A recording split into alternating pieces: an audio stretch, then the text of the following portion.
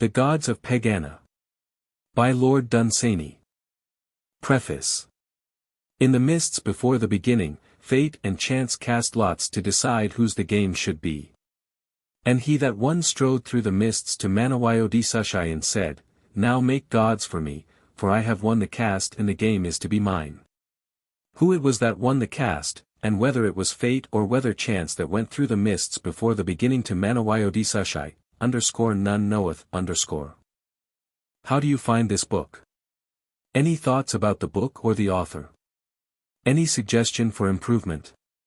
Please take a moment to share your thoughts in a comment. If you like it, share it with your friends who might enjoy it as well. Subscribe to keep in touch. Visit CompleteAudiobooks.com for more quality content. Introduction. Before there stood gods upon Olympus, or ever Allah was Allah, had wrought and rested Manawayodisashai. There are in Pegāna Mung and Sish and Kib, and the maker of all small gods, who is Manawayodisashai. Moreover, we have a faith in Roon and Slid. And it has been said of old that all things that have been were wrought by the small gods, excepting only Manawayodisashai, who made the gods and hath thereafter rested. And none may pray to Manawayodisashai but only the gods whom he hath made. But at the last will Manawayodisashai forget to rest, and will make again new gods and other worlds, and will destroy the gods whom he hath made. And the gods and the worlds shall depart, and there shall be only Manawayodisashai. Of Skarl the Drummer. When Manawayodisashai had made the gods and Skarl made a drum, and began to beat upon it that he might drum forever. Then because he was weary after the making of the gods, and because of the drumming of Skarl, did Manawayodisashai grow drowsy and fall asleep. And there fell a hush upon the gods when they saw that Mana rested, and there was silence on Pegāna save for the drumming of Skarl. Skarl sitteth upon the mist before the feet of Manawayodisashai, above the gods of Pegāna, and there he beateth his drum. Some say that the worlds and the suns are but the echoes of the drumming of Skarl, and others say that they be dreams that arise in the mind of Mana because of the drumming of Skarl, as one may dream whose rest is troubled by sound of song. But none knoweth, for who hath heard the voice of Manawayodisashai, or who hath seen his drummer? Whether the season be winter or whether it be summer, whether it be morning among the worlds or whether it be night, Skarl still beateth his drum, for the purposes of the gods are not yet fulfilled. Sometimes the arm of Skarl grows weary. But still he beateth his drum, that the gods may do the work of the gods, and the worlds go on, for if he cease for an instant then Manawayodisashai will start awake, and there will be worlds nor gods no more. But, when at the last the arm of Skarl shall cease to beat his drum, silence shall startle Pegāna like thunder in a cave, and Manawayodisashai shall cease to rest. Then shall Skarl put his drum upon his back and walk forth into the void beyond the worlds, because it is the end, and the work of Skarl is over. There may arise some other god whom Skarl may serve, or it may be that he shall perish. But to Skarl it shall matter not, for he shall have done the work of Skarl. Of the making of the worlds. When Manawayodisashai had made the gods there were only the gods, and they sat in the middle of time, for there was as much time before them as behind them, which having no end had neither a beginning. And Pegāna was without heat or light or sound, save for the drumming of Skarl. Moreover Pegāna was the middle of all, for there was below Pegāna what there was above it, and there lay before it that which lay beyond. Then said the gods, making the signs of the gods and speaking with their hands lest the silence of Pegāna should blush, then said the gods to one another, speaking with their hands, Let us make worlds to amuse ourselves while Mana rests. Let us make worlds and life and death, and colors in the sky, only let us not break the silence upon Pegāna. Then raising their hands, each god according to his sign, they made the worlds and the suns, and put a light in the houses of the sky. Then said the gods, Let us make one to seek and never to find out concerning the wherefore of the making of the gods. And they made by the lifting of their hands, each god according to his sign, the bright one with the flaring tail to seek from the end of the worlds to the end of them again, to return again after 100 years. Man, when thou sayest the comet, know that another seeketh besides thee nor ever findeth out. Then said the gods, still speaking with their hands, let there be now a watcher to regard. And they made the moon, with his face wrinkled with many mountains and worn with 1,000 valleys, to regard with pale eyes the games of the small gods, and to watch throughout the resting time of Manawayodisashai. To watch, to regard all things, and be silent. Then said the gods, let us make one to rest. One not to move among the moving. One not to seek like the comet, nor to go round like the worlds, to rest while Mana rests. And they made the star of the abiding and set it in the north. Man, when thou sayest the star of the abiding to the north, know that one resteth as doth Manawayodisashai, and know that somewhere among the worlds is rest. Lastly the god said, we have made worlds and suns, and one to seek and another to regard, let us now make one to wonder. And they made earth to wonder, each god by the uplifting of his hand according to his sign. And earth was of the game of the gods. 1,000,000 years passed over the first game of the gods. And Manawayodisashai still rested, still in the middle of time, and the gods still played with worlds. The moon regarded, and the bright one sought, and returned again to his seeking. Then Kib grew weary of the first game of the gods, and raised his hand in Pegāna, making the sign of Kib, and earth became covered with beasts for Kib to play with. And Kib played with beasts. But the other gods said one to another, speaking with their hands, what is it that Kib has done? And they said to Kib, what are these things that move upon the earth yet move not in circles like the worlds, that regard like the moon and yet they do not shine? And Kib said, this is life. But the gods said one to another, if Kib has thus made beasts he will in time make men, and will endanger the secret of the gods. And Mung was jealous of the work of Kib, and sent down death among the beasts, but could not stamp them out. 1,000,000 years passed over the second game of the gods, and still it was the middle of time. And Kib grew weary of the second game, and raised his hand in the middle of all, making the sign of Kib, and made men, out of beasts he made them, and earth was covered with men. Then the gods feared greatly for the secret of the gods, and set a veil between man and his ignorance that he might not understand. And Mung was busy among men. But when the other gods saw Kib playing his new game they came and played it too. And this they will play until Mana arises to rebuke them, saying, what do ye playing with worlds and suns and men and life and death? And they shall be ashamed of their playing in the hour of the laughter of Manawayodisashai. It was Kib who first broke the silence of Pegāna, by speaking with his mouth like a man. And all the other gods were angry with Kib that he had spoken with his mouth.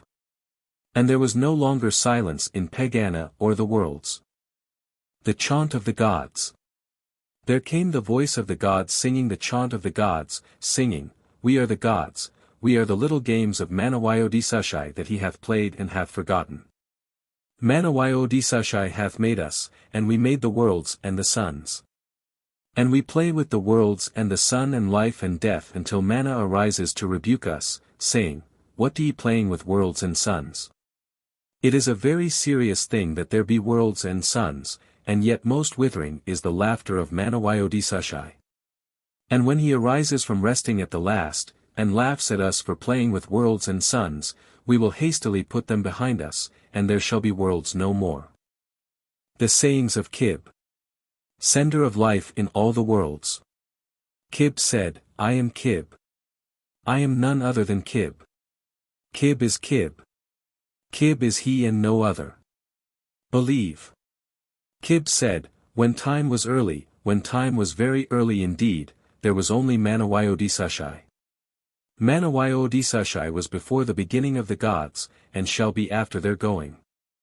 And Kib said, after the going of the gods there will be no small worlds nor big. Kib said, it will be lonely for Manawayodisashai. Because this is written, believe. For is it not written, or are you greater than Kib? Kib is Kib. Concerning Sish. The destroyer of hours. Time is the hound of Sish. At Sish's bidding do the hours run before him as he goeth upon his way. Never hath Sish stepped backward nor ever hath he tarried. Never hath he relented to the things that once he knew nor turned to them again. Before Sish is Kib, and behind him goeth Mung. Very pleasant are all things before the face of Sish, but behind him they are withered and old. And Sish goeth ceaselessly upon his way. Once the gods walked upon earth as men walk and spake with their mouths like men. That was in Yonath-Lahai. They walk not now. And Yonath-Lahai was a garden fairer than all the gardens upon earth. Kib was propitious, and Mung raised not his hand against it, neither did Sish assail it with his hours. Yonath-Lahai lieth in a valley and looketh towards the south, and on the slopes of it Sish rested among the flowers when Sish was young. Then Sish went forth into the world to destroy its cities, and to provoke his hours to assail all things, and to batter against them with the rust and with the dust. And time, which is the hound of Sish, devoured all things. And Sish sent up the ivy and fostered weeds, and dust fell from the hand of Sish and covered stately things. Only the valley where Sish rested when he and Time were young did Sish not provoke his hours to assail. There he restrained his old hound Time, and at its borders Mung withheld his footsteps. Yonath-Lahai still lieth looking towards the south, a garden among gardens, and still the flowers grow about its slopes as they grew when the gods were young. And even the butterflies live in Yonath-Lahai still.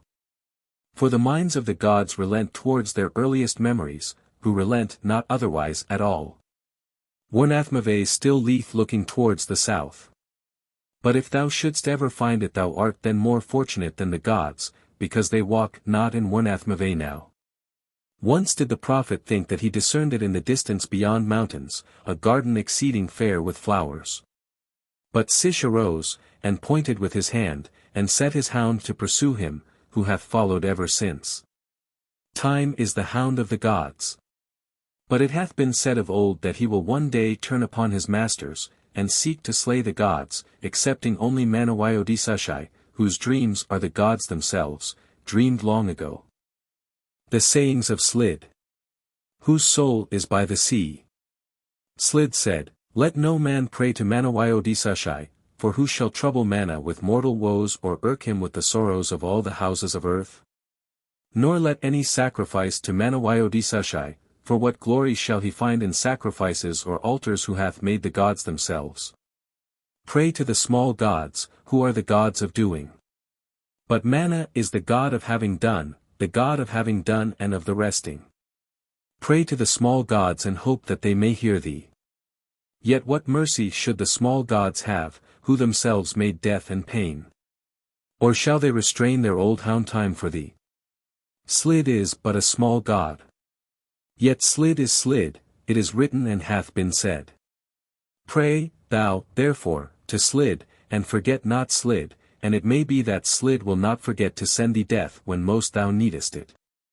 And the people of earth said, There is a melody upon the earth as though 10,000 streams all sang together for their homes that they had forsaken in the hills. And Slid said, I am the Lord of gliding waters and of foaming waters and of still. I am the Lord of all the waters in the world and all that long streams garner in the hills, but the soul of Slid is in the sea.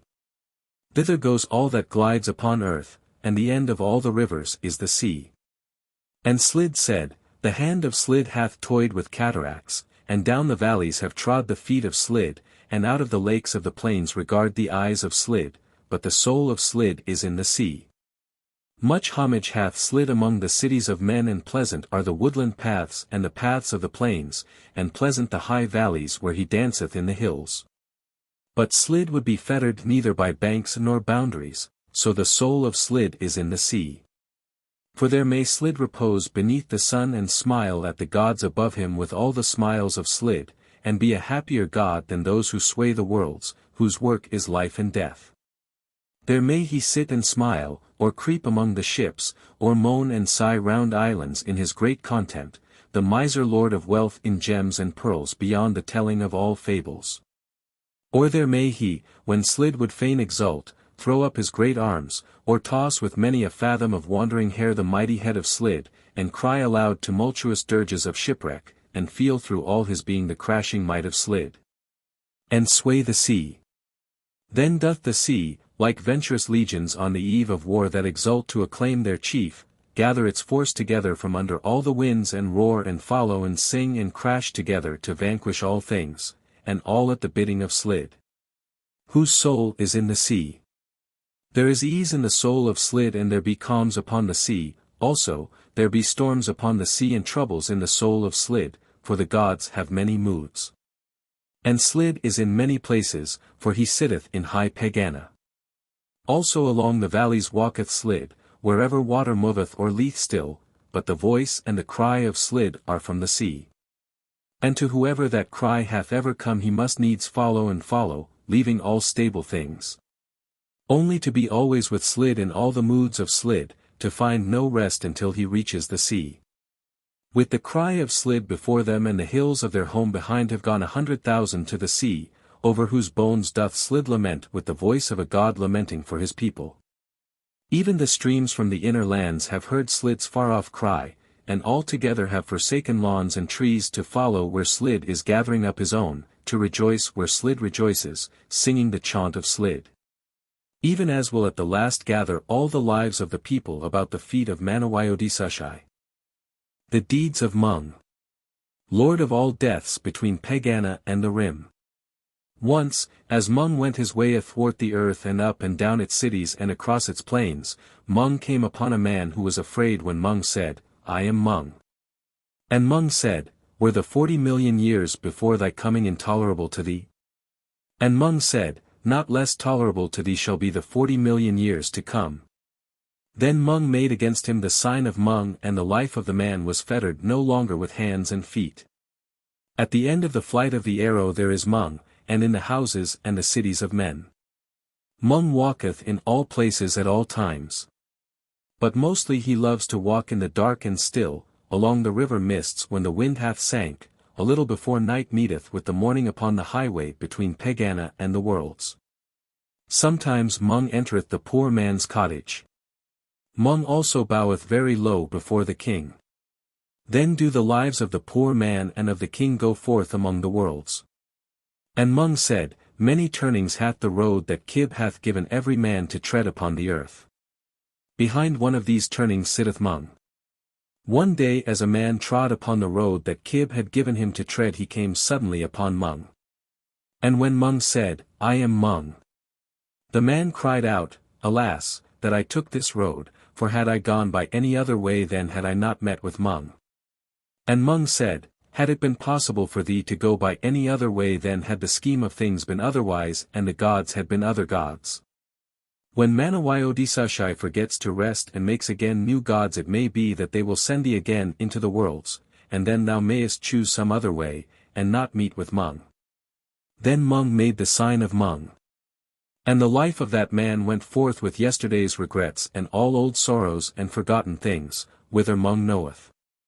And Mung went onward with his work to sunder life from flesh, and Mung came upon a man who became stricken with sorrow when he saw the shadow of Mung. But Mung said, When at the sign of Mung thy life shall float away there will also disappear thy sorrow at forsaking it. But the man cried out, O Mung! Tarry for a little, and make not the sign of Mung against me now, for I have a family upon the earth with whom sorrow will remain, though mine should disappear because of the sign of Mung. And Mung said, With the gods it is always now. And before Sish hath banished many of the years the sorrows of thy family for thee shall go the way of thine. And the man beheld Mung making the sign of Mung before his eyes, which beheld things no more. The Chaunt of the Priests. This is the Chaunt of the Priests. The Chaunt of the Priests of Mung. This is the Chaunt of the Priests. All day long to Mung cry out the priests of Mung, and, yet Mung hearkeneth not. What, then, shall avail the prayers of all the people? Rather bring gifts to the priests of Mung. So shall they cry louder unto Mung than ever was their wont. And it may be that Mung shall hear. Not any longer then shall fall the shadow of Mung athwart the hopes of the people. Not any longer then shall the tread of Mung darken the dreams of the people. Not any longer shall the lives of the people be loosened because of Mung. Bring ye gifts to the priests of Mung. This is the Chaunt of the Priests. The Chaunt of the Priests of Mung. This is the Chaunt of the Priests. The Sayings of Limpang-Tung. The god of mirth and of melodious minstrels. And Limpang-Tung said, The ways of the gods are strange. The flower groweth up and the flower fadeth away. This may be very clever of the gods. Man groweth from his infancy, and in a while he dieth. This may be very clever too. But the gods play with a strange scheme. I will send jests into the world and a little mirth. And while death seems to thee as far away as the purple rim of hills, or sorrow as far off as rain in the blue days of summer, then pray to Limpang-Tung. But when thou growest old, or ere thou deest, pray not of Limpang-Tung, for thou becomest part of a scheme that he doth not understand. Go out into the starry night, and Limpang-Tung will dance with thee who danced since the gods were young, the god of mirth and of melodious minstrels. Or offer up a jest to Limpang-Tung. Only pray not in thy sorrow to Limpang-Tung, for he saith of sorrow, It may be very clever of the gods, but he doth not understand. And Limpang-Tung said, I am lesser than the gods, pray, therefore, to the small gods and not to Limpang-Tung. Natheless between Pegāna and the earth flutter 10,000 prayers that beat their wings against the face of death, and never for one of them hath the hand of the striker been stayed, nor yet have tarried the feet of the relentless one. Utter thy prayer. It may accomplish where failed 10,000. Limpang-Tung is lesser than the gods, and doth not understand. And Limpang-Tung said, Lest men grow weary down on the great worlds through gazing always at a changeless sky, I will paint my pictures in the sky. And I will paint them twice in every day for so long as days shall be. Once as the day ariseth out of the homes of dawn will I paint the blue, that men may see and rejoice, and ere day falleth under into the night will I paint upon the blue again, lest men be sad. It is a little, said Limpang-Tung, it is a little even for a god to give some pleasure to men upon the worlds. And Limpang-Tung hath sworn that the pictures that he paints shall never be the same for so long as the days shall be, and this he hath sworn by the oath of the gods of Pegāna that the gods may never break. Laying his hand upon the shoulder of each of the gods and swearing by the light behind their eyes. Limpang-Tung hath lured a melody out of the stream and stolen its anthem from the forest, for him the wind hath cried in lonely places and the ocean sung its dirges. There is music for Limpang-Tung in the sounds of the moving of grass and in the voices of the people that lament or in the cry of them that rejoice.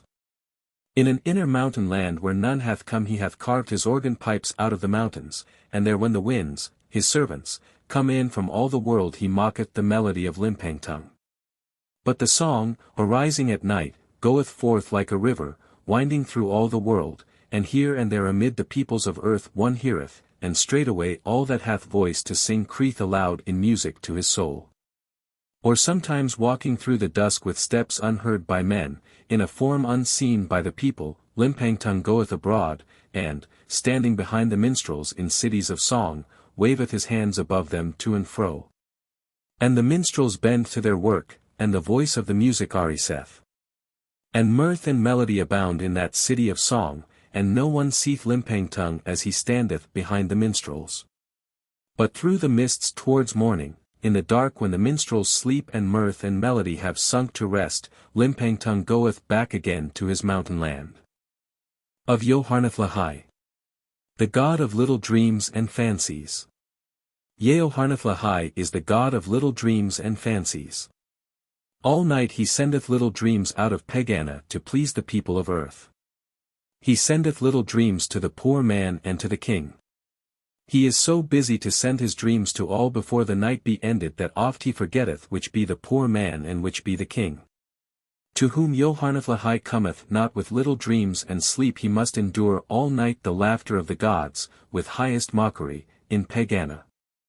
All night long Yoharneth-Lahai giveth peace to cities until the dawn hour and the departing of Yoharneth-Lahai, when it is time for the gods to play with men again.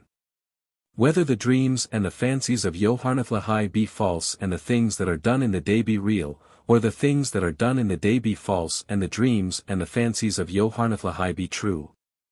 None knoweth saving only Manawayodisashai, who hath not spoken. Of Roon, the god of going, and the 1,000 home gods. Roon said, "There be gods of moving and gods of standing still, but I am the god of going.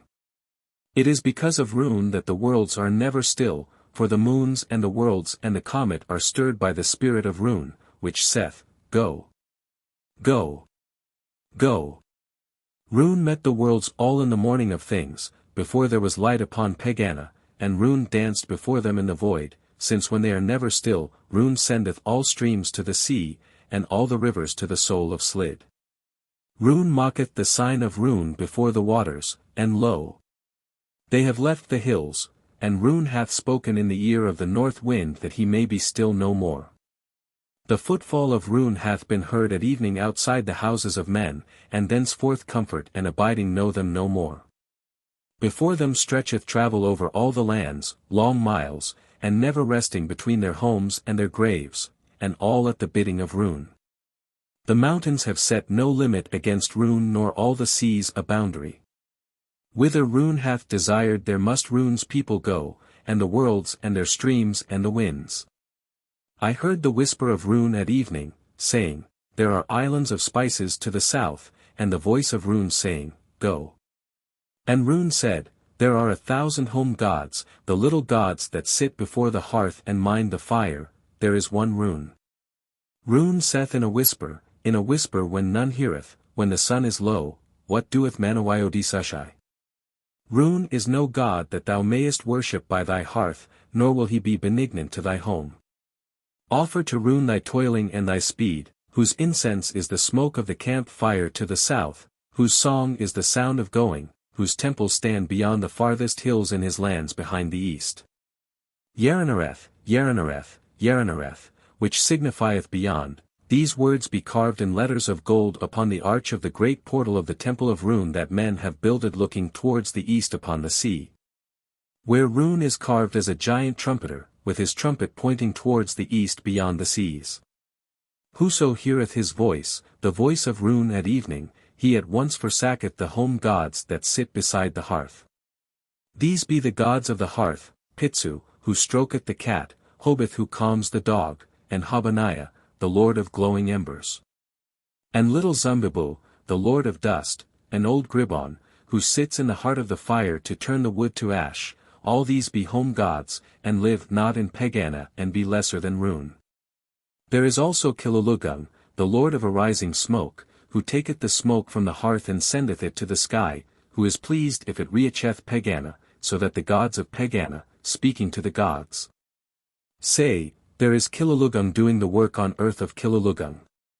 All these are gods so small that they be lesser than men, but pleasant gods to have beside the hearth, and often men have prayed to Kilulugung, saying, Thou whose smoke ascendeth to Pegāna send up with it our prayers, that the gods may hear. And Kilulugung, who is pleased that men should pray, stretches himself up all grey and lean, with his arms above his head, and sendeth his servant the smoke to seek Pegāna, that the gods of Pegāna may know that the people pray. And Jabim is the lord of broken things, who sitteth behind the house to lament the things that are cast away. And there he sitteth lamenting the broken things until the worlds be ended, or until someone cometh to mend the broken things. Or sometimes he sitteth by the river's edge to lament the forgotten things that drift upon it. A kindly god is Jabim, whose heart is sore if anything be lost. There is also Tribugi, the lord of dusk, whose children are the shadows, who sitteth in a corner far off from Habaniah and speaketh to none. But after Habaniah hath gone to sleep and old Gribon hath blinked 100 times, until he forgetteth which be wood or ash, then doth Tribugi send his children to run about the room and dance upon the walls, but never disturb the silence. But when there is light again upon the worlds, and dawn comes dancing down the highway from Pegāna, then does Tribugi retire into his corner, with his children all around him, as though they had never danced about the room. And the slaves of Habaniah and old Gribon come and awake them from their sleep upon the hearth, and Pitsu strokes the cat, and Hobith calms the dog, and Kilulugung stretches aloft his arms towards Pegāna, and Tribugi is very still. And his children asleep. And when it is dark, all in the hour of Tribugi, Hish creepeth from the forest, the lord of silence, whose children are the bats, that have broken the command of their father, but in a voice that is ever so low. Hish husheth the mouse and all the whispers in the night, he mocketh all noises still. Only the cricket rebelleth. But Hish hath set against him such a spell that after he hath cried 1,000 times his voice may be heard no more but becometh part of the silence. And when he hath slain all sounds Hish boweth low to the ground. Then cometh into the house, with never a sound of feet, the god Yoharneth-Lahai. But away in the forest whence Hish hath come Wahun, the lord of noises in the night, awaketh in his lair and creepeth round the forest to see whether it be true that Hish hath gone. Then in some glade Wahun lifts up his voice and cries aloud, that all the night may hear, that it is he, Wahun, who is abroad in all the forest. And the wolf and the fox and the owl, and the great beasts and the small, lift up their voices to acclaim Wahun. And there arise the sounds of voices and the stirring of leaves. The revolt of the home gods. There be 3 broad rivers of the plain, born before memory or fable, whose mothers are 3 grey peaks and whose father was the storm. Their names be Imes, Zanes, and Sagastrian. And Imes is the joy of lowing herds, and Zanes hath bowed his neck to the yoke of man, and carries the timber from the forest far up below the mountain. And Sagastrian sings old songs to shepherd boys, singing of his childhood in a lone ravine and of how he once sprang down the mountain sides and far away into the plain to see the world, and of how one day at last he will find the sea.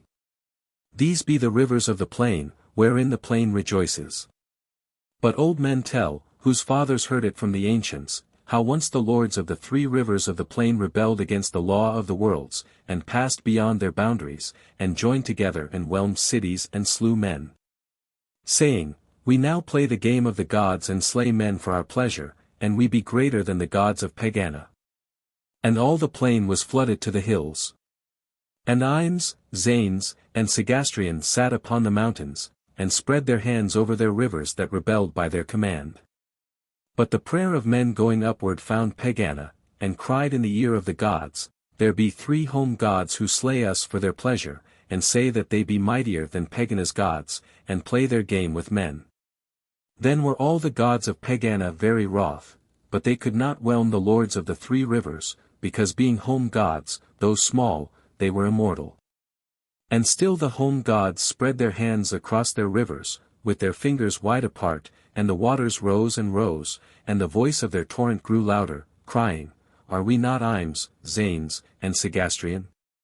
Then Mung went down into a waste of Afric, and came upon the drought Bull as he sat in the desert upon iron rocks, clawing with miserly grasp at the bones of men and breathing hot. And Mung stood before him as his dry sides heaved, and ever as they sank his hot breath blasted dry sticks and bones. Then Mung said, friend of Mung, go, thou and grin before the faces of Imes, Zanes, and Sagastrian till they see whether it be wise to rebel against the gods of Pegāna. And Bull answered, I am the beast of Mung. And Bull came and crouched upon a hill upon the other side of the waters and grinned across them at the rebellious home gods. And whenever Imes, Zanes, and Sagastrian stretched out their hands over their rivers they saw before their faces the grinning of Bull. And because the grinning was like death in a hot and hideous land therefore they turned away and spread their hands no more over their rivers, and the waters sank and sank. But when Bull had grinned for 30 days the waters fell back into the river beds and the lords of the rivers slunk away back again to their homes, still Bull sat and grinned. Then Imes sought to hide himself in a great pool beneath a rock, and Zanes crept into the middle of a wood, and Sagastrian lay and panted on the sand, still Bull sat and grinned. And Imes grew lean, and was forgotten, so that the men of the plain would say, here once was Imes, and Zanes scarce had strength to lead his river to the sea. And as Sagastrian lay and panted a man stepped over his stream, and Sagastrian said, it is the foot of a man that has passed across my neck, and I have sought to be greater than the gods of Pegāna. Then said the gods of Pegāna, it is enough. We are the gods of Pegāna, and none are equal. Then Mung sent Bull back to his waste in Afric to breathe again upon the rocks, and parch the desert, and to sear the memory of Afric into the brains of all who ever bring their bones away. And Imes, Zanes, and Sagastrian sang again, and walked once more in their accustomed haunts, and played the game of life and death with fishes and frogs, but never essayed to play it any more with men, as do the gods of Pegāna. Of Dorozhand, whose eyes regard the end. Sitting above the lives of the people, and looking, doth Dorozhand see that which is to be. The god of destiny is Dorozhand. Upon whom have looked the eyes of Dorozhand he goeth forward to an end that naught may stay, he becometh the arrow from the bow of Dorozhand hurled forward at a mark he may not see, to the goal of Dorozhand. Beyond the thinking of men, beyond the sight of all the other gods, regard the eyes of Dorozhand. He hath chosen his slaves. And them doth the destiny god drive onward where he will, who, knowing not whither nor even knowing why, feel only his scourge behind them or hear his cry before. There is something that Dorozhand would fain achieve, and, therefore, hath he set the people striving, with none to cease or rest in all the worlds. But the gods of Pegāna, speaking to the gods, say, what is it that Dorozhand would fain achieve? It hath been written and said that not only the destinies of men are the care of Dorozhand but that even the gods of Pegāna be not unconcerned by his will.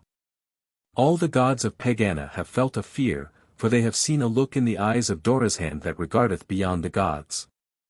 The reason and purpose of the worlds is that there should be life upon the worlds, and life is the instrument of Dorozhand wherewith he would achieve his end. Therefore the worlds go on, and the rivers run to the sea, and life ariseth and fleeth even in all the worlds, and the gods of Pegāna do the work of the gods, and all for Dorozhand. But when the end of Dorozhand hath been achieved there will be need no longer of life upon the worlds, nor any more a game for the small gods to play. Then will Kib tiptoe gently across Pegāna to the resting place in highest Pegāna of Manawayodisashai, and touching reverently his hand, the hand that wrought the gods, say, Manawayodisashai, thou hast rested long.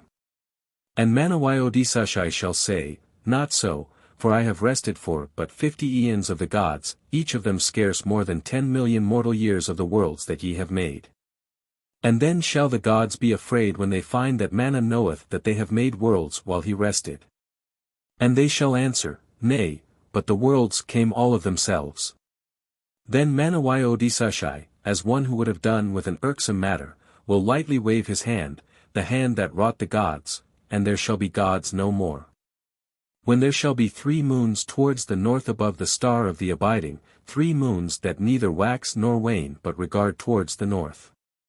Or when the comet saith from his seeking and stands still, not any longer moving among the worlds but tarrying as one who rests after the end of search, then shall arise from resting, because it is the End, the greater one. Who rested of old time, even Manawayodisashai. Then shall the times that were be times no more. And it may be that the old, dead days shall return from beyond the rim, and we who have wept for them shall see those days again, as one who, returning from long travel to his home, comes suddenly on dear, remembered things. For none shall know of Mana who hath rested for so long, whether he be a harsh or merciful god. It may be that he shall have mercy, and that these things shall be. The eye in the waste. There lie 7 deserts beyond Dorozhand, which is the city of the caravan's end. None goeth beyond.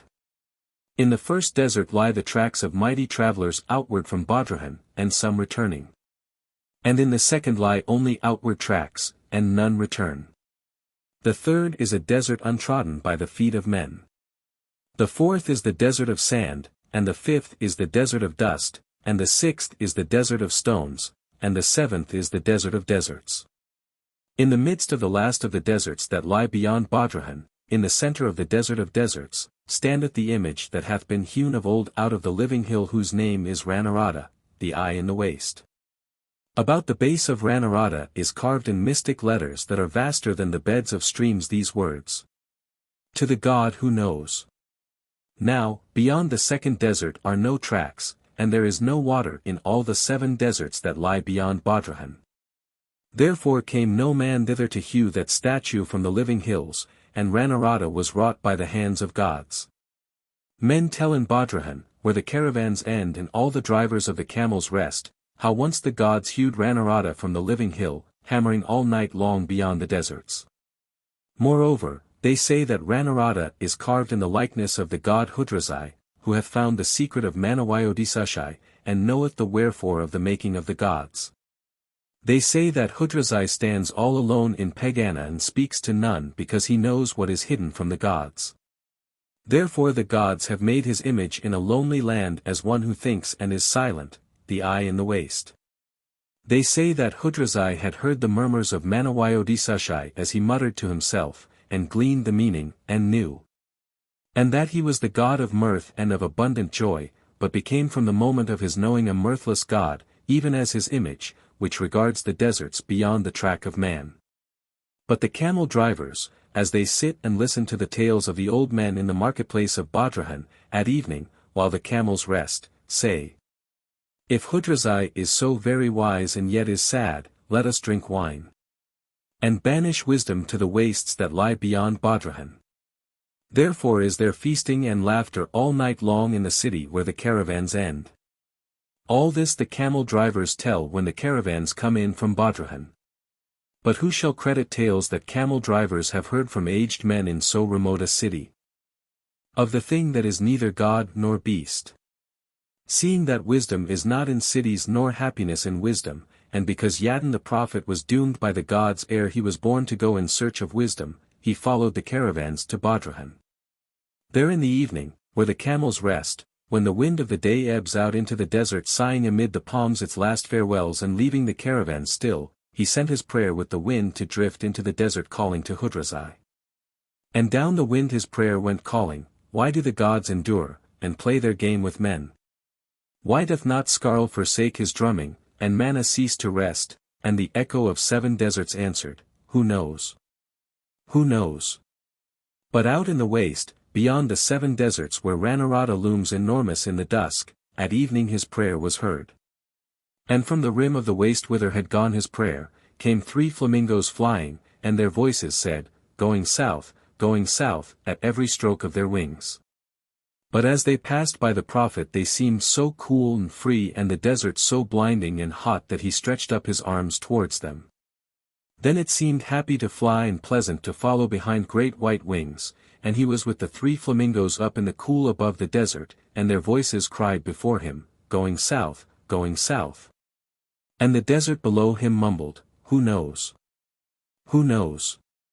Sometimes the earth stretched up towards them with peaks of mountains, sometimes it fell away in steep ravines, blue rivers sang to them as they passed above them, or very faintly came the song of breezes in lone orchards. And far away the sea sang mighty dirges of old forsaken isles. But it seemed that in all the world there was nothing only to be going south. It seemed that somewhere the south was calling to her own, and that they were going south. But when the prophet saw that they had passed above the edge of earth, and that far away to the north of them lay the moon, he perceived that he was following no mortal birds but some strange messengers of Hudrasai whose nest had lain in one of Pegāna's valleys below the mountains whereon sit the gods. Still they went south, passing by all the worlds and leaving them to the north, till only Araxes, Zodris, and Hiralion lay still to the south of them, where great Ingatsi seemed only a point of light, and Yo and Mindo could be seen no more. Still they went south till they passed below the south and came to the rim of the worlds. There is neither south nor east nor west, but only north and beyond. There is only north of it where lie the worlds, and beyond it where lies the silence, and the rim is a mass of rocks that were never used by the gods when they made the worlds, and on it sat Trogul.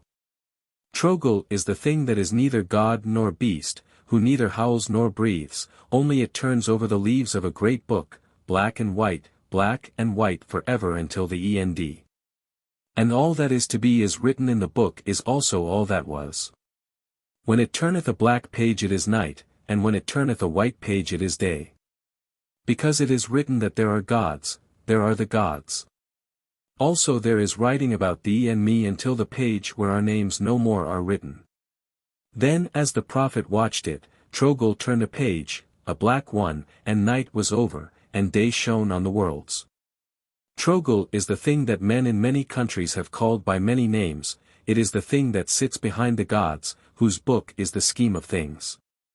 But when Yadin saw that old remembered days were hidden away with the part that it had turned, and knew that upon one whose name is writ no more the last page had turned for ever 1,000 pages back. Then did he utter his prayer in the fact of Trogl who only turns the pages and never answers prayer. He prayed in the face of Trogl, only turn back thy pages to the name of one which is writ no more, and far away upon a place named Earth shall rise the prayers of a little people that acclaim the name of Trogl. For there is indeed far off a place called Earth where men shall pray to Trogl. Then spake Trogl who turns the pages and never answers prayer.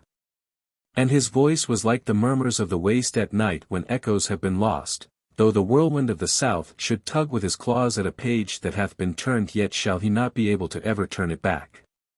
Then because of words in the book that said that it should be so, Yadin found himself lying in the desert where one gave him water, and afterwards carried him on a camel into Dorozhand. There some said that he had but dreamed when thirst seized him while he wandered among the rocks in the desert.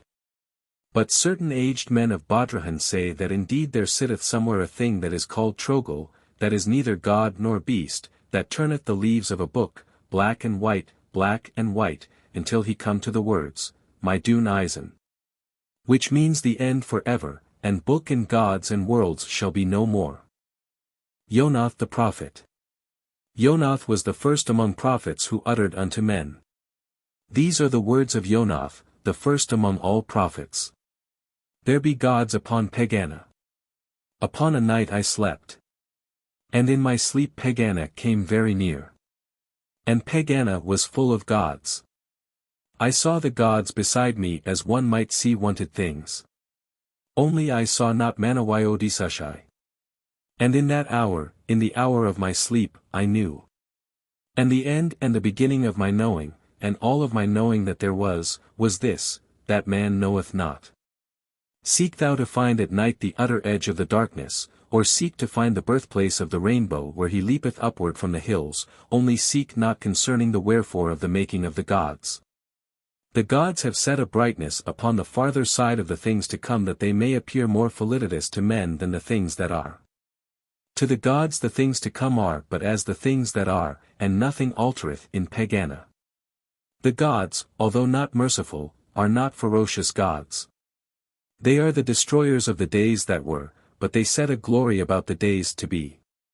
Man must endure the days that are, but the gods have left him his ignorance as a solace. Seek not to know.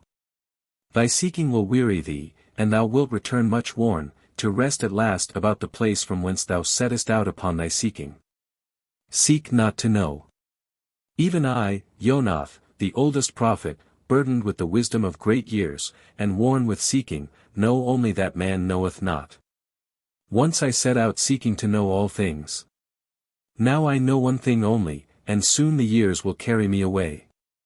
The path of my seeking, that leadeth to seeking again, must be trodden by very many more, when Yonath is no longer even Yonath. Set not thy foot upon that path. Seek not to know. These be the words of Yonath. Yug the Prophet. When the years had carried away Yonath, and Yonath was dead, there was no longer a prophet among men.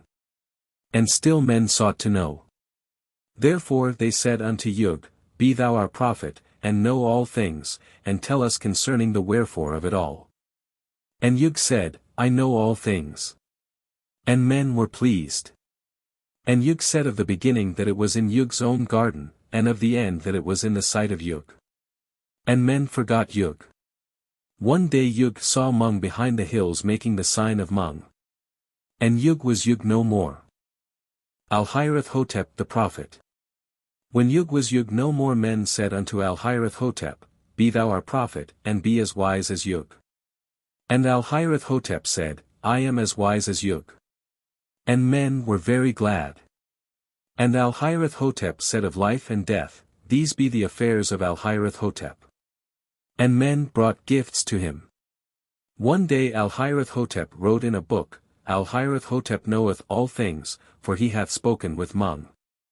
And Mung stepped from behind him, making the sign of Mung, saying, Knowest thou all things, then, Alhireth-Hotep? And Alhireth-Hotep became among the things that were.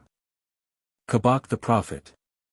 When Alhireth-Hotep was among the things that were, and still men sought to know, they said unto Kabok, Be thou as wise as was Alhireth-Hotep. And Kabok grew wise in his own sight and in the sight of men. And Kabok said, Mung mocketh his signs against men or withholdeth it by the advice of Kabok. And he said unto one, Thou hast sinned against Kabok, therefore will Mung make the sign of Mung against thee. And to another, Thou hast brought Kabok gifts, therefore shall Mung forbear to make against thee the sign of Mung. One night as Kabok fattened upon the gifts that men had brought him, he heard the tread of Mung treading in the garden of Kabok about his house at night. And because the night was very still, it seemed most evil to Kabok that Mung should be treading in his garden, without the advice of Kabok, about his house at night. And Kabok, who knew all things, grew afraid, for the treading was very loud and the night still, and he knew not what lay behind the back of Mung, which none had ever seen. But when the morning grew to brightness, and there was light upon the worlds, and Mung trod no longer in the garden, Kabok forgot his fears, and said, Perhaps it was but a herd of cattle that stampeded in the garden of Kabok. And Kabok went about his business, which was that of knowing all things, and telling all things unto men, and making light of Mung.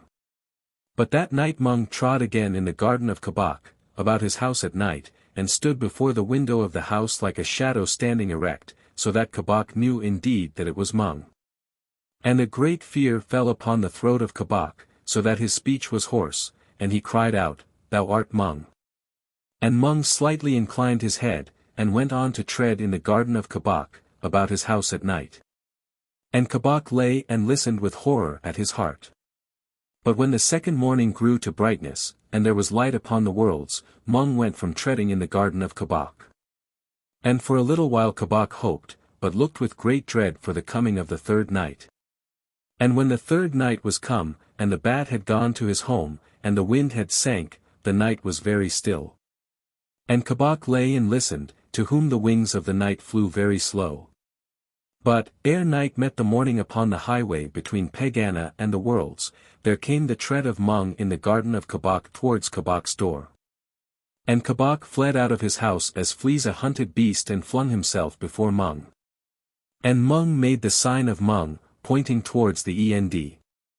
And the fears of Kabok had rest from troubling Kabok any more, for they and he were among accomplished things. Of the calamity that befell Yun-Ilara by the sea, and of the building of the tower of the ending of days. When Kabok and his fears had rest, the people sought a prophet who should have no fear of Mung, whose hand was against the prophets. And at last they found Yun-Ilara, who tended sheep and had no fear of Mung, and the people brought him to the town that he might be their prophet. And Yun-Ilara builded a tower towards the sea that looked upon the setting of the sun. And he called it the Tower of the Ending of Days.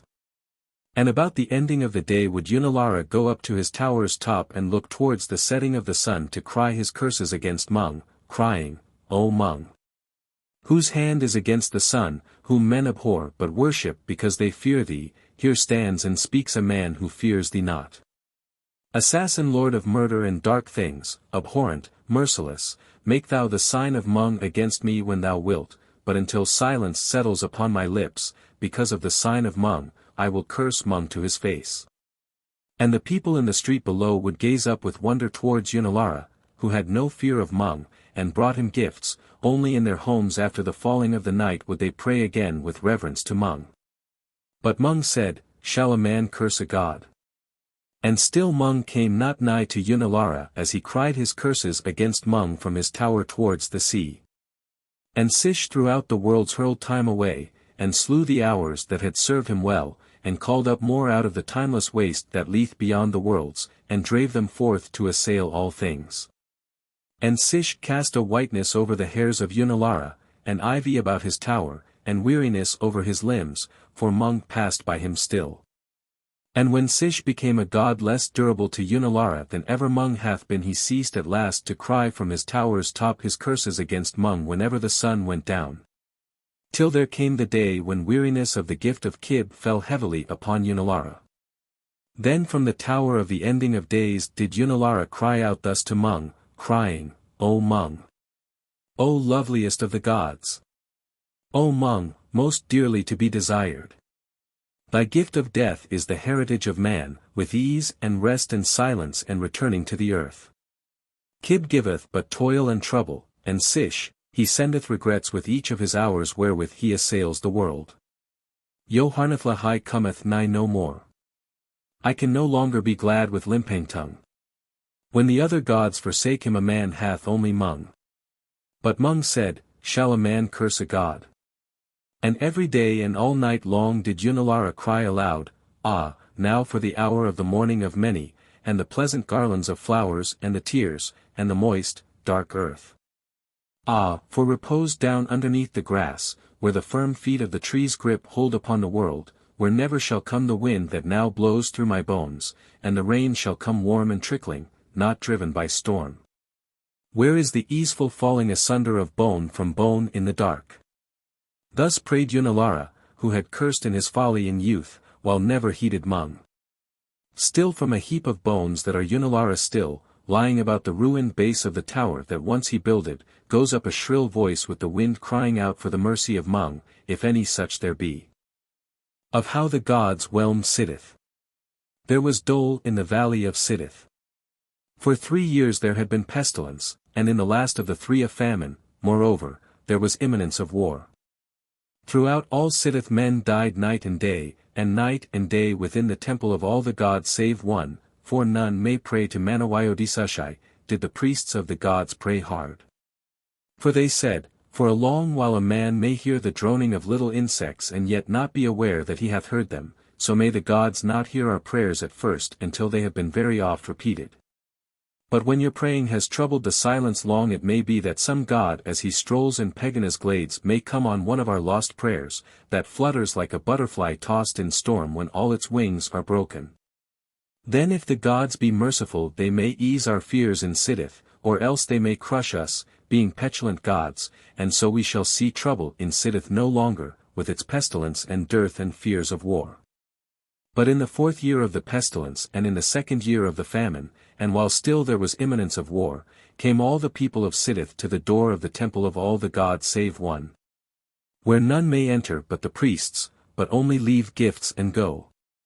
And there the people cried out, O high prophet of all the gods save one, priest of Kib, priest of Sish, and priest of Mung, teller of the mysteries of Dorozhand, receiver of the gifts of the people, and lord of prayer.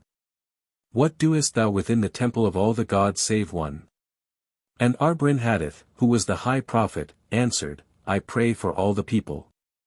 But the people answered, O high prophet of all the gods save one, priest of Kib, priest of Sish, and priest of Mung, teller of the mysteries of Dorozhand, receiver of the gifts of the people, and lord of prayer. For 4 long years hast thou prayed with the priests of all thine order, while we brought ye gifts and died. Now, therefore, since they have not heard thee in 4 grim years, thou must go and carry to their faces the prayer of the people of Sidith when they go to drive the thunder to his pasture upon the mountain Agrinon. Or else there shall no longer be gifts upon thy temple door, whenever falls the dew, that thou and thine order may fatten.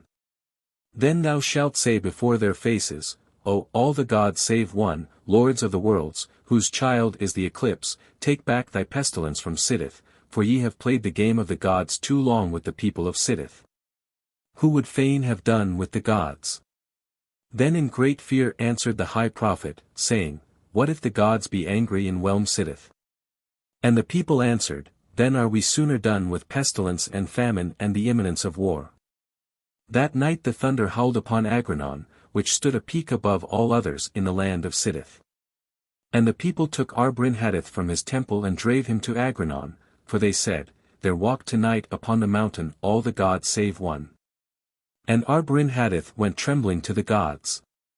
Next morning, white and frightened from Agrinon, came Arbrin-Hadith back into the valley, and there spake to the people, saying, The faces of the gods are iron and their mouths set hard. There is no hope from the gods. Then said the people, Thou shalt go to Manawyodisashai, to whom no man may pray, seek him upon Agrinon where it lifts clear into the stillness before morning, and on its summit. Where all things seem to rest surely there rests also Manawyodisashai. Go to him, and say, Thou hast made evil gods, and they smite Sidith. Perchance he hath forgotten all his gods, or hath not heard of Siddith. Thou hast escaped the thunder of the gods, surely thou shalt also escape the stillness of Manawayodisashai. Upon a morning when the sky and lakes were clear and the world still, and Agranon was stiller than the world, Arbrinhadith crept in fear towards the slopes of Agranon because the people were urgent. All that day men saw him climbing. At night he rested near the top. But ere the morning of the day that followed, such as rose early saw him in the silence, a speck against the blue, stretch up his arms upon the summit to Manawayodisashai. Then instantly they saw him not, nor was he ever seen of men again who had dared to trouble the stillness of Manawayodisashai. Such as now speak of Siddith tell of a fierce and potent tribe that smote away a people in a valley enfeebled by pestilence, where stood a temple to all the gods save one, in which was no high priest. Of how Imbaun became high prophet in Eredek of all the gods save one. Imbaun was to be made high prophet in Eredek, of all the gods save one. From Ardra, Rudra, and the lands beyond came all high prophets of the earth to the temple in Eredek of all the gods save one. And then they told Imbaun how the secret of things was upon the summit of the dome of the Hall of Night, but faintly writ, and in an unknown tongue.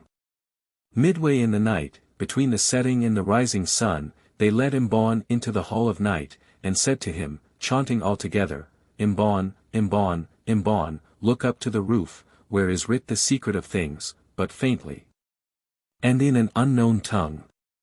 And Imbaun looked up, but darkness was so deep within the Hall of Night that Imbaun was not even the high prophets who came from Ardra, Rudra, and the lands beyond, nor saw he aught in the Hall of Night at all. Then called the high prophets, What sayest thou, Imbaun? And Imbaun said, I see naught. Then called the high prophets, What knowest thou, Imbaun? And Imbaun said, I know naught. Then spake the high prophet of Eld of all the gods save one, who is first on earth of prophets, O Imbaun.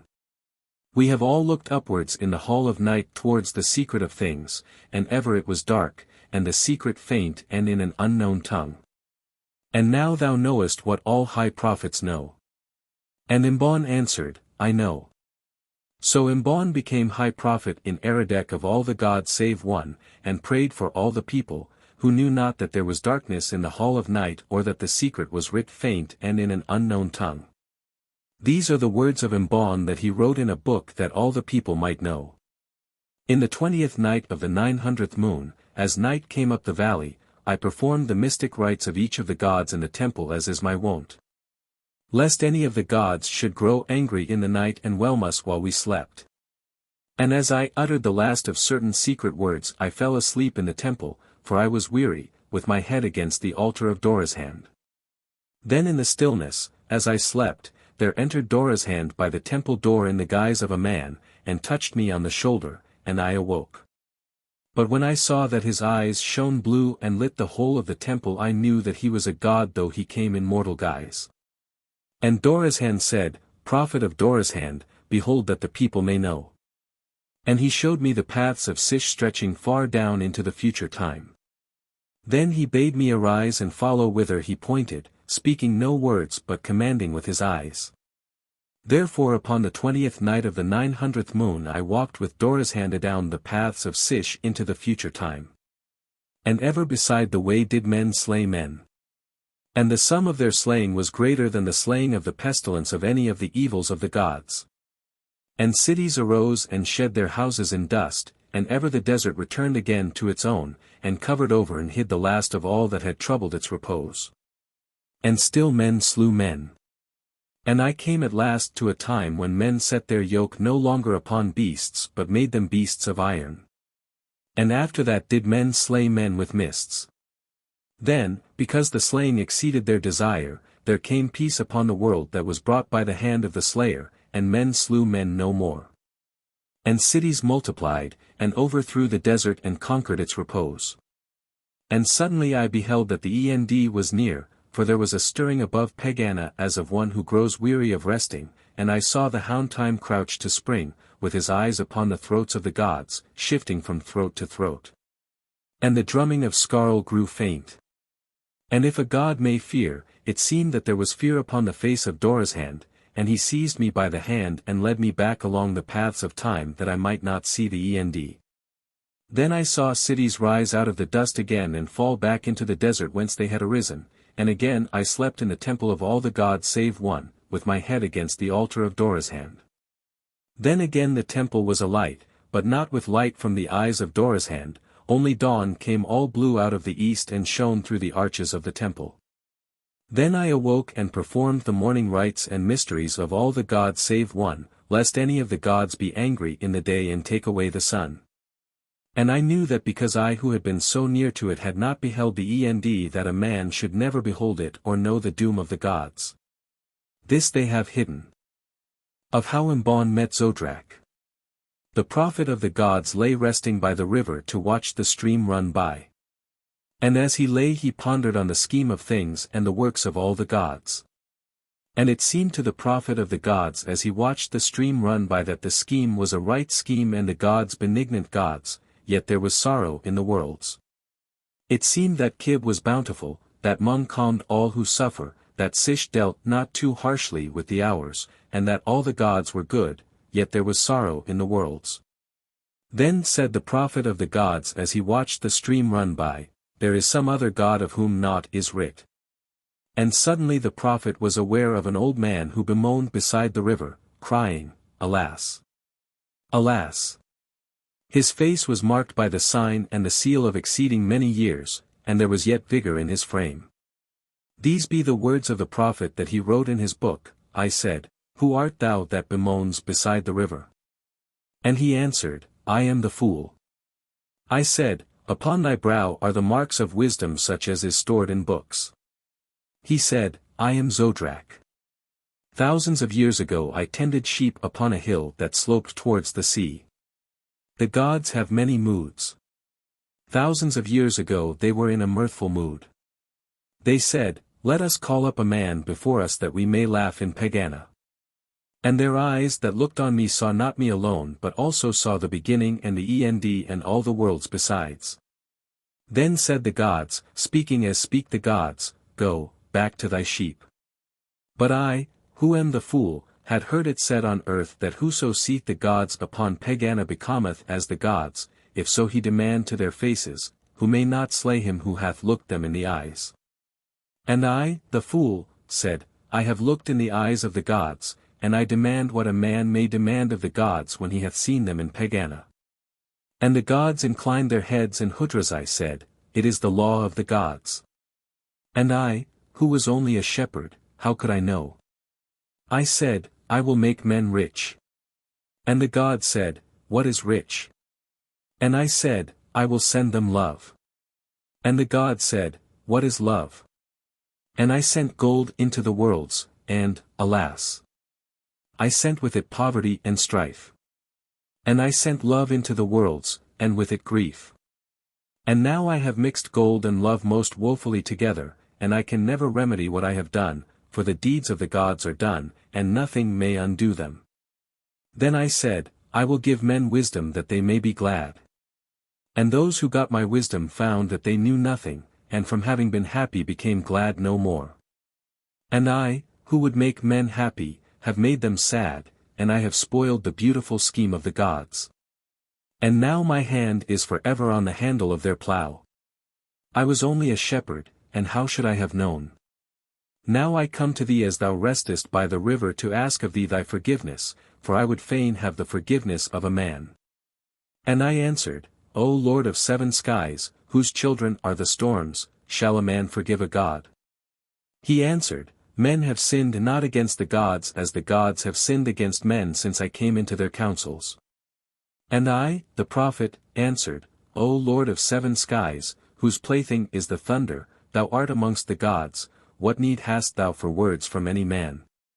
He said, Indeed I am amongst the gods, who speak to me as they speak to other gods, yet is there always a smile about their mouths, and a look in their eyes that saith, Thou wert a man.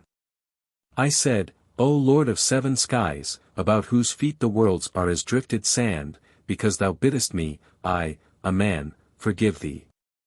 And he answered, I was but a shepherd, and I could not know. Then he was gone.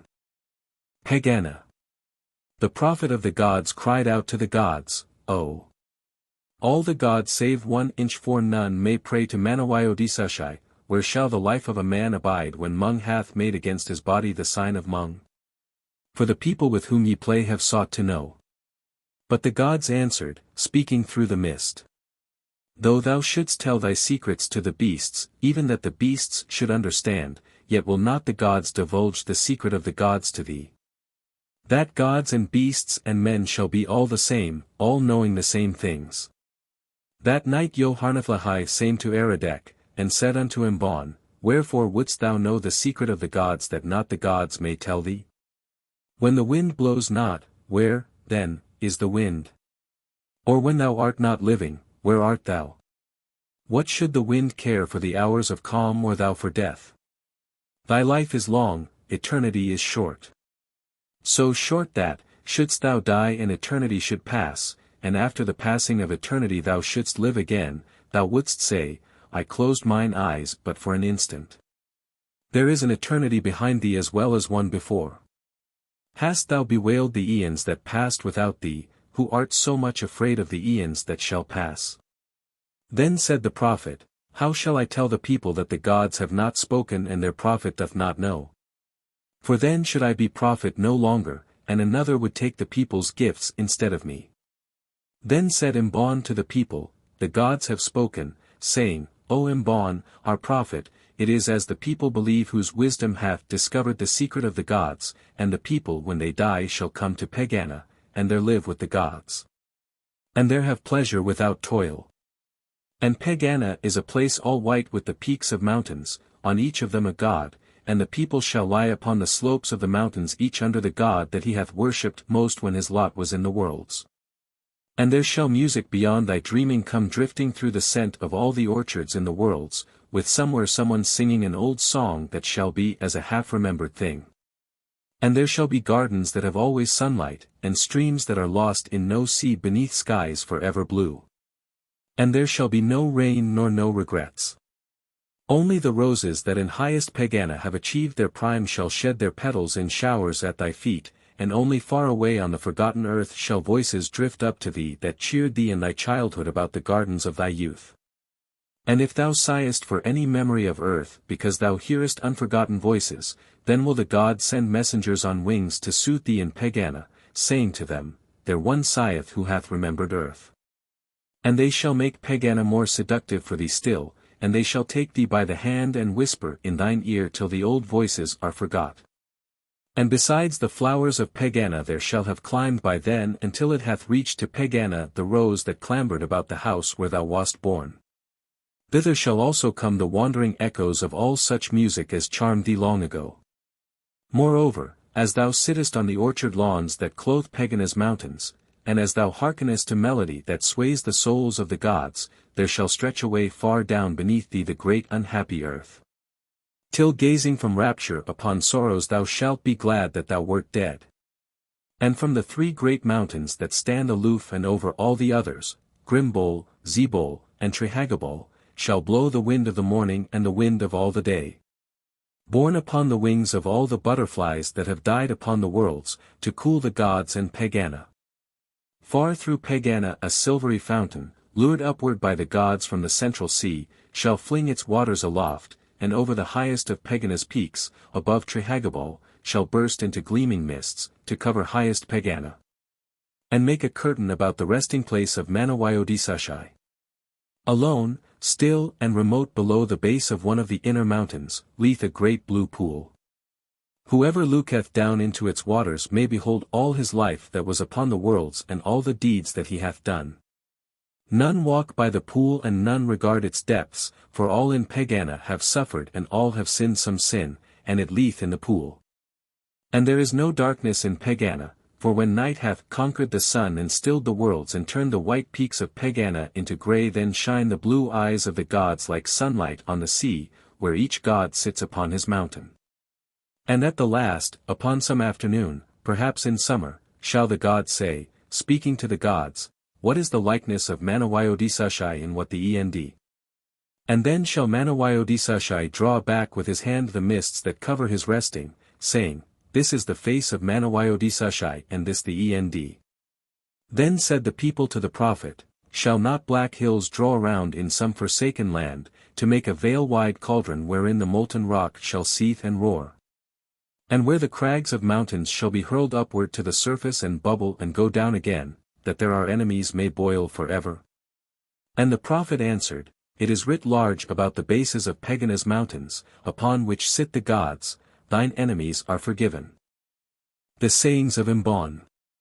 The prophet of the gods said, yonder beside the road there sitteth a false prophet, and to all who seek to know the hidden days he saith, upon the morrow the king shall speak to thee as his chariot goeth by. Moreover, all the people bring him gifts, and the false prophet hath more to listen to his words than hath the prophet of the gods. Then said Imbaun, what knoweth the prophet of the gods? I know only that I and men know naught concerning the gods or aught concerning men. Shall I, who am their prophet, tell the people this?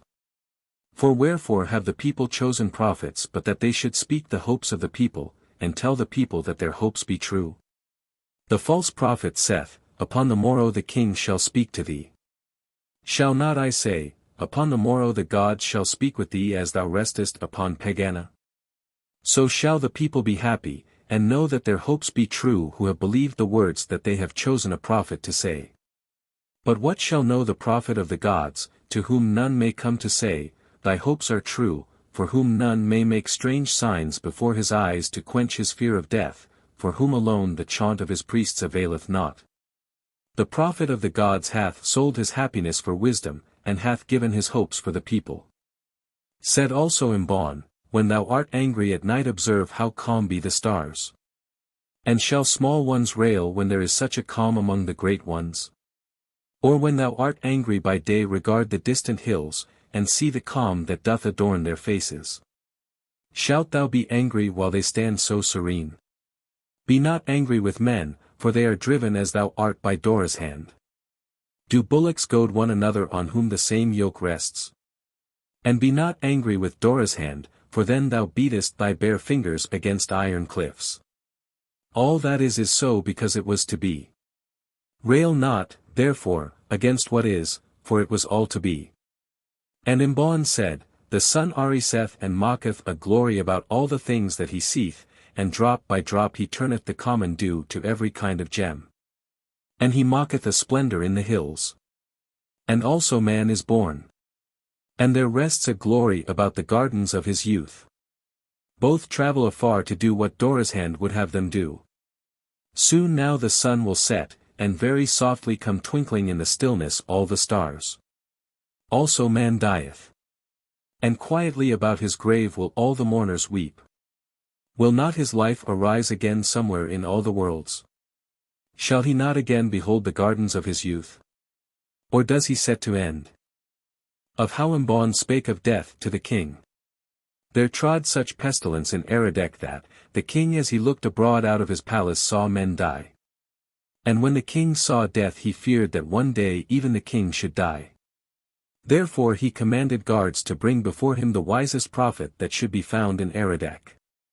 Then heralds came to the temple of all the gods save one, and cried aloud, having first commanded silence, crying, Razahan, king over Eredek, prince by right of Ildan and Ildon, and prince by conquest of Pathia, Ezek, and Azan. Lord of the hills, to the high prophet of all the gods save one send salutations. Then they bore him before the king. The king said unto the prophet, O prophet of all the gods save one, shall I indeed die? And the prophet answered, O king, thy people may not rejoice forever, and some day the king will die. And the king answered, This may be so, but certainly thou shalt die. It may be that one day I shall die, but till then the lives of the people are in my hands. Then guards led the prophet away. And there arose prophets in Eredek who spake not of death to kings. Of Ud. Men say that if thou comest to Sundari, beyond all the plains, and shalt climb to his summit before thou art seized by the avalanche which sitteth always on his slopes, that then there lie before thee many peaks. And if thou shalt climb these and cross their valleys, of which there be 7 and also 7 peaks, thou shalt come at last to the land of forgotten hills, where amid many valleys and white snow there standeth the great temple of one God only. Therein is a dreaming prophet who doeth not, and a drowsy priesthood about him. These be the priests of Manawyodisashai. Within the temple it is forbidden to work, also it is forbidden to pray. Night differeth not from day within its doors. They rest as manna rests. And the name of their prophet is Ud. Ud is a greater prophet than any of all the prophets of earth, and it hath been said by some that were Ud and his priests to pray chanting all together and calling upon Manawyodisashai that Manawyodisashai would then awake. For surely he would hear the prayers of his own prophet, then would there be worlds no more. There is also another way to the land of forgotten hills, which is a smooth road and a straight, that lies through the heart of the mountains.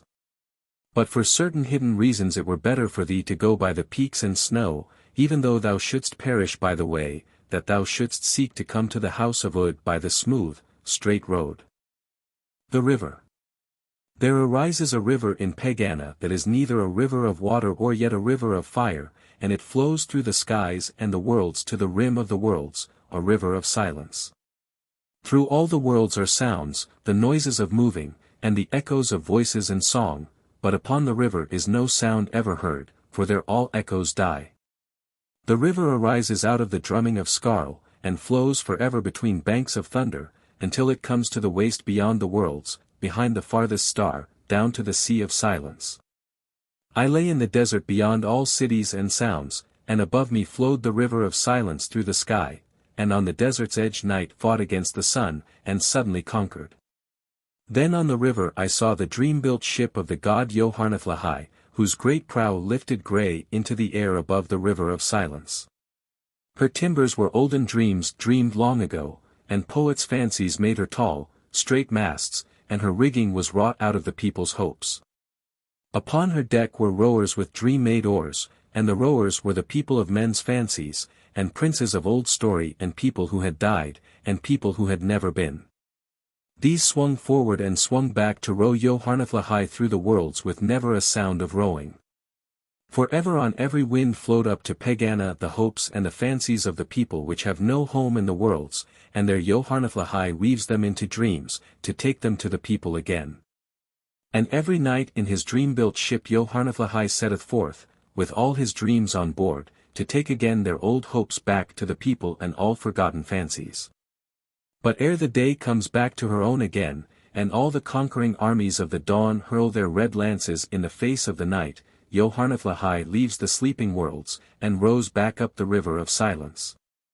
That flows from Pegāna into the sea of silence that lies beyond the worlds. And the name of the river is Imbaun, the river of silence. All they that be weary of the sound of cities and very tired of clamor creep down in the night time to Yoharneth-Lahai's ship, and going aboard it, among the dreams and the fancies of old times, lie down upon the deck. And pass from sleeping to the river, while Mung, behind them, makes the sign of Mung because they would have it so. And, lying there upon the deck among their own remembered fancies, and songs that were never sung, and they drift up Imbaun ere the dawn, where the sound of the cities comes not, nor the voice of the thunder is heard. Nor the midnight howl of pain as he gnaws at the bodies of men, and far away and forgotten bleat the small sorrows that trouble all the worlds. But where the river flows through Pegāna's gates, between the great twin constellations Yum and Gotham, where Yum stands sentinel upon the left and Gotham upon the right, there sits Surami, the lord of all forgetting. And, when the ship draws near, Surami looketh with his sapphire eyes into the faces and beyond them of those that were weary of cities, and as he gazes, as one that looketh before him remembering not, he gently waves his hands.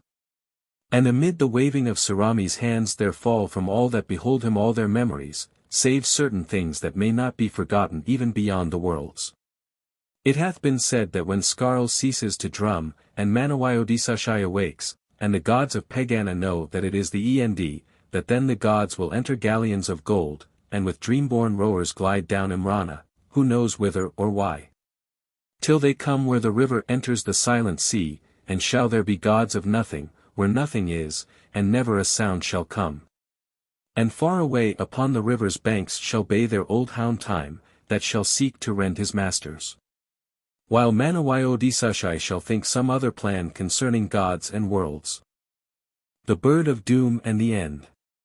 For at the last shall the thunder, fleeing to escape from the doom of the gods, roar horribly among the worlds, and time, the hound of the gods, shall bay hungrily at his masters because he is lean with age. And from the innermost of Pegāna's valleys shall the bird of doom, Mozan, whose voice is like the trumpet, soar upward with boisterous beatings of his wings above Pegāna's mountains and the gods, and there with his trumpet voice acclaim the End. Then in the tumult and amid the fury of their hound the gods shall make for the last time in Pegāna the sign of all the gods, and go with dignity and quiet down to their galleons of gold, and sail away down the river of silence, not ever to return. Then shall the river overflow its banks, and a tide come setting in from the silent sea, till all the worlds and the skies are drowned in silence, while Manawayodisashai in the middle of all sits deep in thought. And the hound time, when all the worlds and cities are swept away whereon he used to raven, having no more to devour, shall suddenly die. But there are some that hold, and this is the heresy of the Sagoths, that when the gods go down at the last into their galleons of gold Mung shall turn alone, and setting his back against Trihagabal and wielding the sword of severing which is called death, shall fight out his last fight with the hound time, his empty scabbard sleep clattering loose beside him. There under Trihagabal they shall fight alone when all the gods are gone. And the Sagoths say that for 2 days and nights the hound shall leer and snarl before the face of Mung, days and nights that shall be lit by neither sun nor moons. For these shall go dipping down the sky with all the worlds as the galleons glide away, because the gods that made them are gods no more. And then shall the hound, springing, tear out the throat of Mung, who, making for the last time the sign of Mung, shall bring down death crashing through the shoulders of the hound, and in the blood of time that sword shall rust away. Then shall Manawayodisashai be all alone, with neither death nor time, and never the hours singing in his ears, nor the swish of the passing lives. But far away from Pegāna shall go the galleons of gold that bear the gods away, upon whose faces shall be utter calm, because they are the gods knowing that it is the End.